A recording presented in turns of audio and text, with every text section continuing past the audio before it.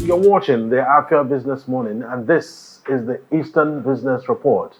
This segment gives you the latest updates in business trends and policies shaping the economy in the southeastern region of Nigeria. It comes right after Global Business on the Afia Business Morning.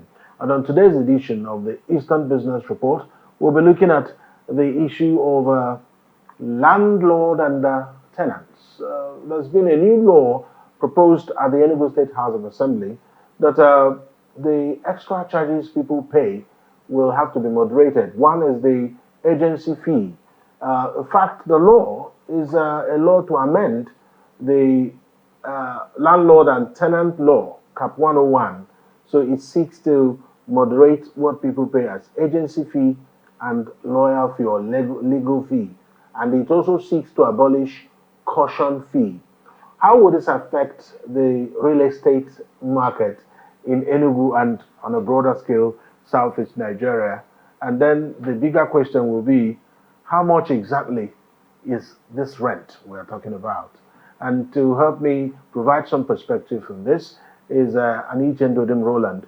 He is a financial analyst and CEO, Ubong Capital Limited. He is also an estate valuer. I didn't know that until this morning. Okay, thank you so much, Anichen. Good to see you. Thank you very much. So, first of all, I'm sure you've heard a lot of talk about the law. It's all over the place in Enugu. So what do you think, first of all? Good intention by the House of Assembly?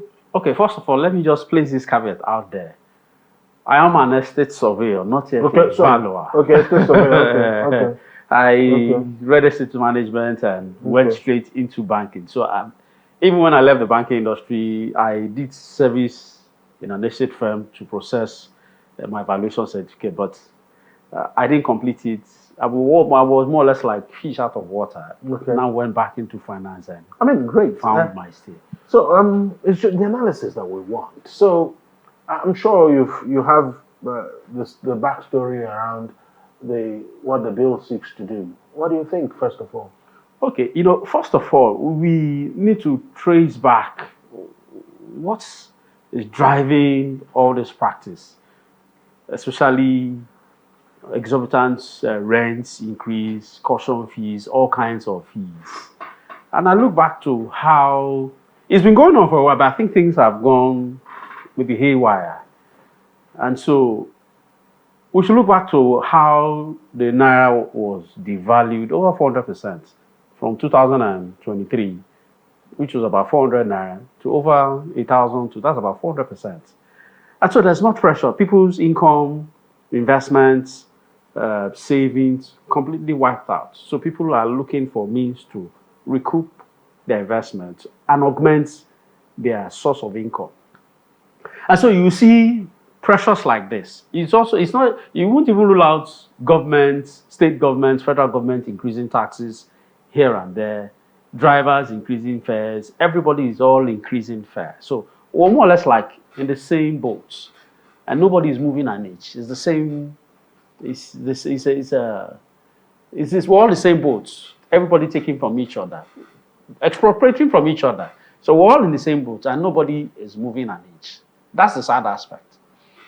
Now, I saw the policy or the bill on the net, and I said, okay, this is good, in the right direction, because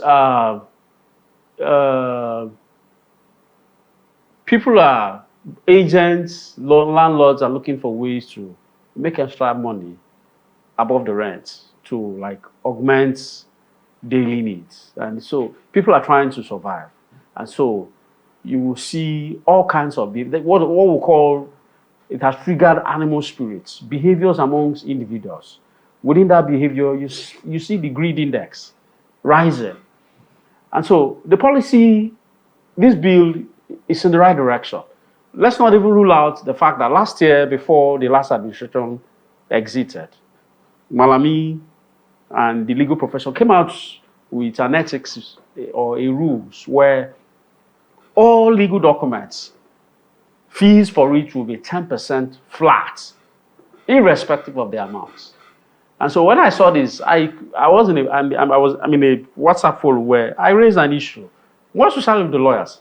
For goodness sake, how will you guys charge 10%, even on rents or legal or rent agreements or lease agreements, even when that of estate surveyors is 5%? In fact, it's as if all hell was let loose. That's okay.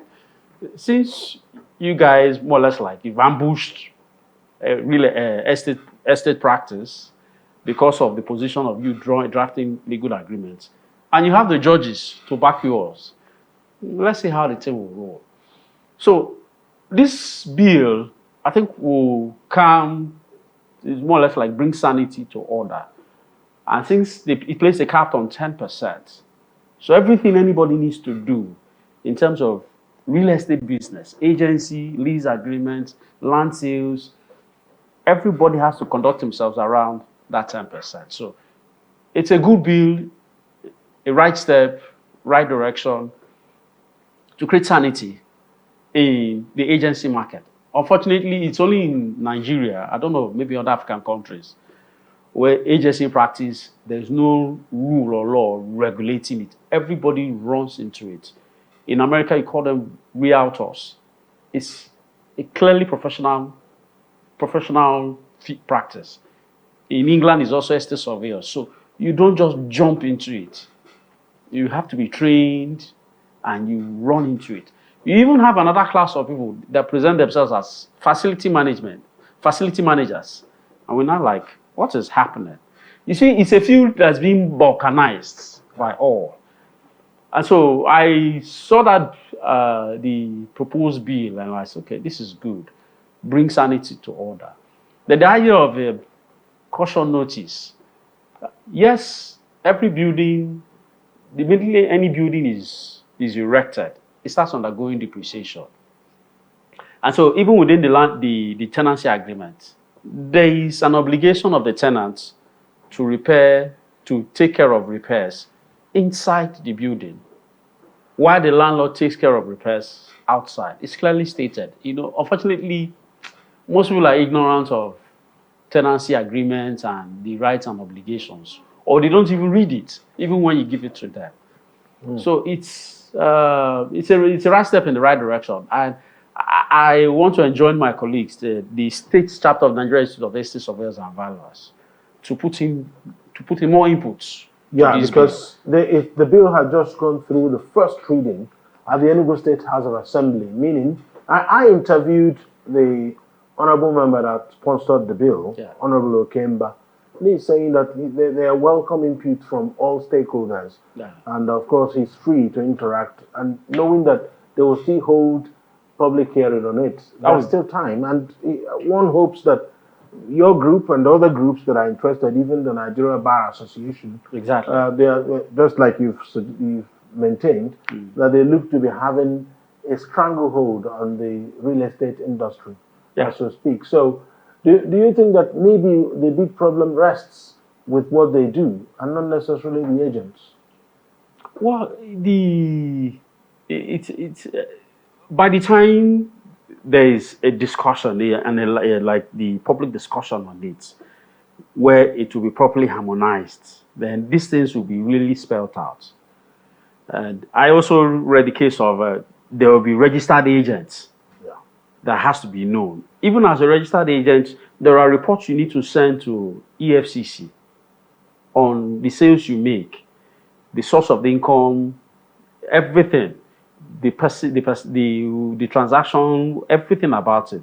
So, and EFCC has a data of registered surveyors within Enugu State that practice, because you have a case where you need to a SCOMU number to present. SCOMU. So you see, these things has to be properly regulated and managed so that we bring sanity to the real estate practice, and also bring succor to the tenants. I'm also a tenant, while I'm also a landlord in Lagos, and so I'm always very careful in issues like this, because there's some things you do when it gets to the court, you will be messed up completely. You also have cases where landlords take advantage of agency fees, caution fees, legal fees. They eat it up. And I'm like, hey, this thing, is dangerous. You also have tenants. You also have agents also taking advantage of landlords' fees and lawyer fees. So people have to be very careful with the way they handle transactions like real estate transactions, because if it becomes a case of, if it comes to a legal case, the lawyers will make a mess of you completely. In fact, if it's found that you're not a lawyer and you prepare a legal agreement and you take advantage of the legal fees, you'll be kept behind bars. So people have to be very cautious in handling real estate transactions. Like I said, the greed factor has driven people towards doing extreme things just to make ends meet, and ends never meet. So I love this bill which is being pushed out there. It's a bill in the right direction to create sanity in the entire real estate market, especially in Enugu State. All right. So at the heart of this is agency fee. Yeah. And caution fee. Okay. And even the legal fee. So now it's supposed to be 10%. They say it cannot exceed 10%, but it can be lower. Yeah. That's what the law is proposing. But the proposal is to outlaw caution fee completely. So talk to us about caution fee and why it came into being in the first place. Okay, I recall saying properties undergo depreciation. And in the Tenancy Act, no matter how beautiful a building is built, it is subject to depreciation. And there will be breakages, damages, faults within the building, both inside and outside. And so you find a case where most tenants do not like to maintain the properties where they live. They just leave it idle. Say, oh, it's not my building. I have to leave one day.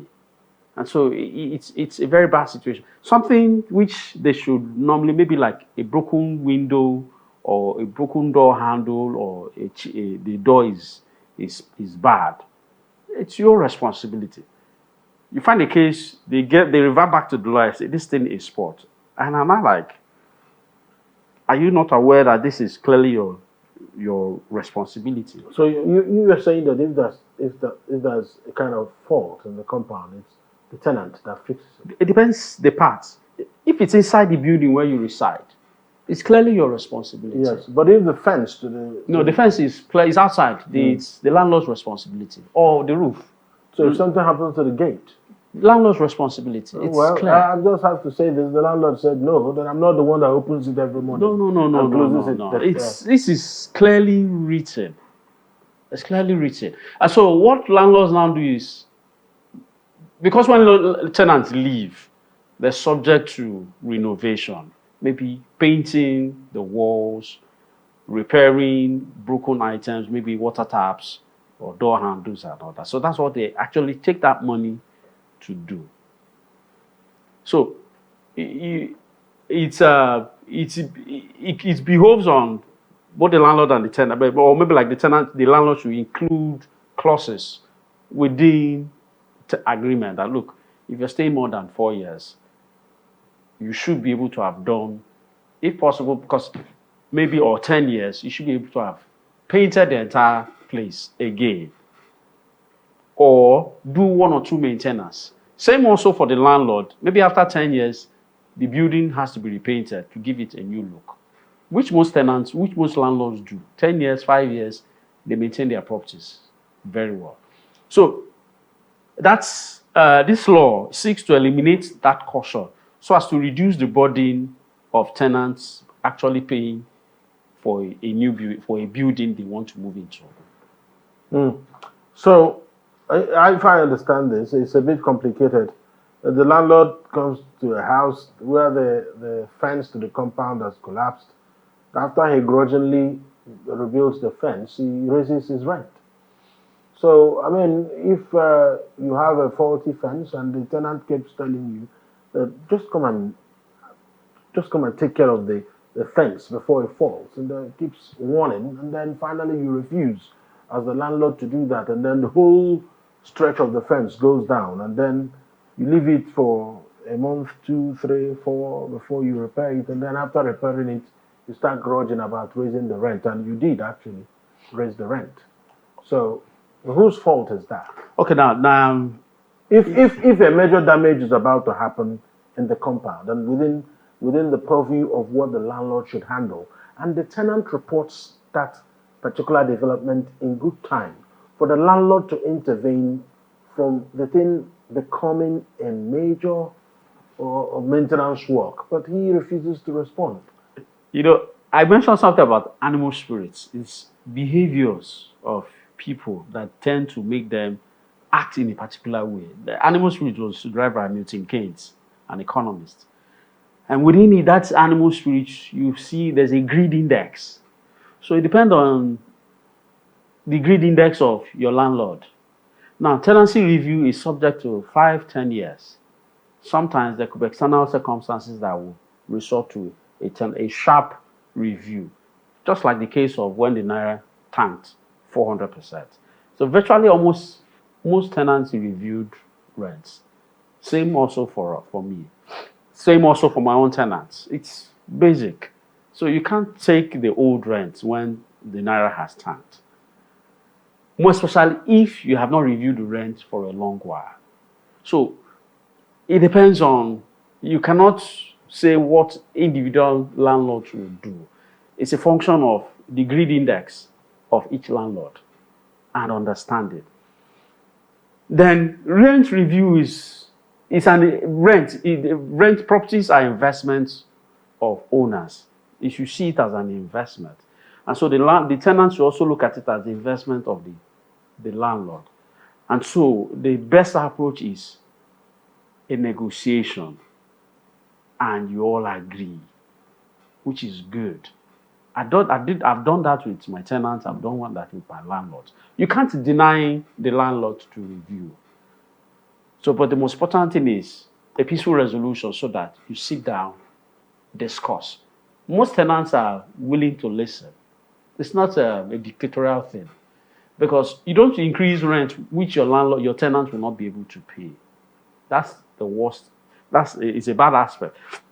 So when you increase rents beyond the resources of the tenant, how do you think the next person coming in will be able to sustain it? So there's a saying that the devil you know is better than the angel which you don't know. If you have a tenant that has been faithful with you all these years and has been paying timely, why do you need to kick him out? Because you want to increase the rents so that you now get a new person. What's the belief that you get somebody that will be reliable and will pay the new rents? That's a big question. So every landlord has to be very careful, because everybody is going through this economic challenge. So when you think, okay, you want to kick him out, what's the guarantee that the next tenant that is coming in, he will pay your first rent? To renew it becomes a problem. And ejecting that tenant out is another long story entirely. So most times, most landlords will have to incur heavy losses. That is when you now miss chances of ejecting an old tenant that has been faithful. Then also leaving, for tenants even leaving, is also a very big cost. So everybody has to sit down and agree, because it's not a win-win for both parties. Yeah, but do you think there is some kind of overpricing in the real estate sector? There's been a lot of talk. There is a guy who's now on Instagram lashing out at realtors and even property owners about even those who price their choice properties in foreign currency. In fact, it's flagging them and reporting them to the EFCC.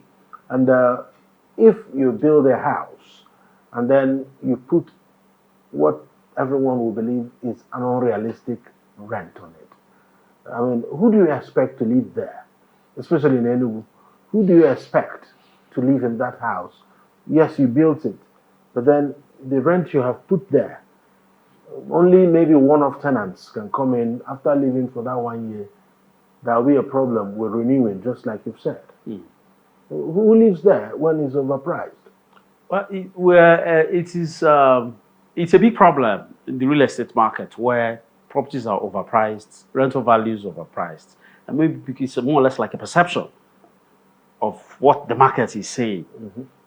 So at a stage, the prices will fall to a level, and it's more or less like they miss chance or missed opportunities. Sometimes it could be maybe one-off sale, and maybe you're lucky you got a buyer at that price. Sometimes you might not get, and so it's neither here nor there. But the most important thing is if the supply of properties increases, prices will drop. But because we know property has a long gestation period, building additional housing to take care of the glut or the shortage in the market, it takes a long time. So A very, very long you think time. the government should build more low-cost houses? Even if they can't build, just create sites and services. You will see people will flock into those areas and raise buildings. I don't know. I think I was in your show where Enugu State should expand towards Ebonyi State, towards Nsukka, towards Anambra, towards Abia. You decongest the center with the right services. Look at Anambra. It's not a village again. I was in Oka recently, and my friend told me his village is just 15 minutes. And I asked him, then what are you doing here? Paying through your nose. So you could see it's a deliberate ploy, a plan by in Anambra, where apart from their ingenuity and their strength, you could see everybody taking businesses to his village. You even see them taking industries to their village, and I'm like, this is a bold attempt. And for Enugu State, it's long overdue, where more especially the M&A axis is still stunted. So it needs to be opened up. Absolutely. It needs to be opened up so that property values drops. It might not crash, All right. but it will drop. It's still an ongoing conversation, and I'll still get you to provide some perspectives as the issues progress out there in public domain. That's the size of the package today on the Eastern Business Report. Very many thanks to you. Thank you very much. Aniche Roland is a financial analyst and the CEO of Ubong Capital Limited. You are still watching Afia Business Morning live from Enugu State, Nigeria. Kindly join in on this conversation and watch live right now on our dedicated Afia Business YouTube channel. Kindly type in the search bar www.afiabusinessmorning@afiabusiness.com. Do well to subscribe and turn on notifications for all business-related content. Coming up next is Afia. My name is Alex Obodo. Good morning.